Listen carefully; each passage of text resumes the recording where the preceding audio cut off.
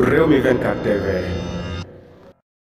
dal leen ak jàmm mbokk yi nuyu na leen siyaar nañ leen yéen ñi di safoo seen bi di Rewmi 24 TV. lundi 27 mars 2023 lu doy waar xew na fële ca Bignona ginnaaw ba nga xam ne faat nañ ko moom doomu Bignona bi nga xam ne ci procès Mame Mbaye Niang Ousmane Sonko manifestation yi ñu doon def moom la ñu jëloon bëgg na mooy le 16 mars bi passé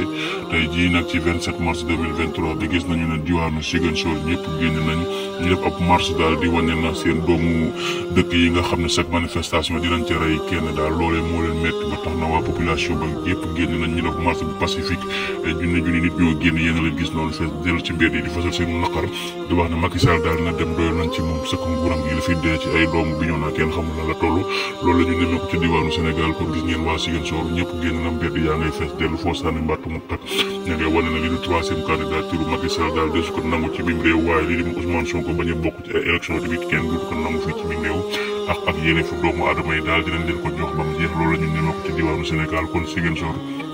fële ca Bignona gis ngeen leen mi ngi noonu Bignona fees del waa dëkk bi yëpp génn tey jii nii ci 27 mars 2023 jaa ngeen jëf mbokk yi